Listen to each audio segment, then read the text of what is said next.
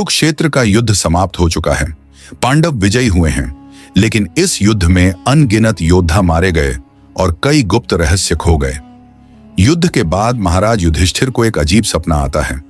सपने में एक गहरी आवाज उनसे कहती है, कुरुक्षेत्र की भूमि में अब भी कुछ ऐसा छुपा हुआ है जो पूरे भारतवर्ष का भाग्य बदल सकता है। इसे खोजो, नहीं तो महाप्रलय आएगा। सुबह होते ही युधिष्ठिर ने अपने भाइयों को बुलाया। भीम, अर्जुन, नकुल, सहदेव सभी चिंतित थे।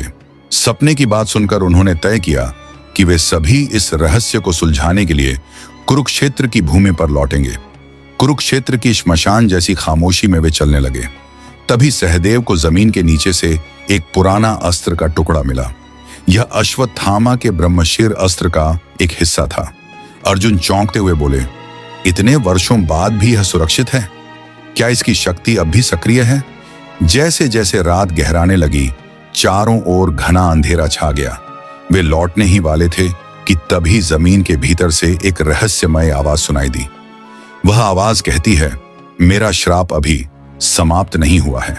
कुरुक्षेत्र की यह भूमि खून से नहा चुकी है, लेकिन मैं हमेशा जीवित रहूंगा।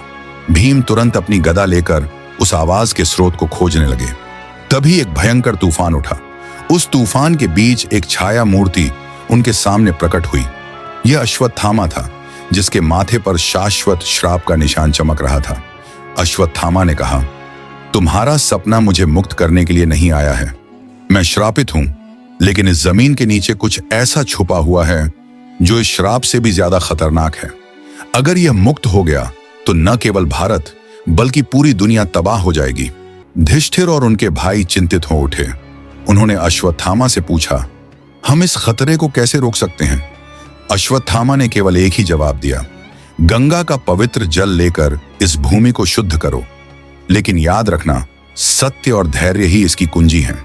उन्होंने तय किया कि गंगा जल लाकर कुरुक्षेत्र की भूमि को शुद्ध करेंगे, लेकिन इसके लिए एक कठिन यज्ञ की आवश्यकता थी, जो कई दिनों की तपस्या और ध्यान के बाद ही संभव था। कि छाया मूर्ति धीरे धीरे गायब हो गई। युधिष्ठिर ने अपने भाइयों के साथ तैयारी शुरू कर दी, क्योंकि वे जानते थे इस रहस्य का समाधान न हुआ तो अश्वत्थामा का श्राप न केवल कुरुक्षेत्र बल्कि पूरी दुनिया के लिए अभिशाप बन जाएगा। कहानी यहीं समाप्त होती है, लेकिन पाठकों के मन में एक गहरी जिज्ञासा छोड़ जाती है। क्या यह श्राप सच में समाप्त होगा, या अश्वत्थामा की तरह यह दुनिया भी हमेशा के लिए श्रापित रहेगी?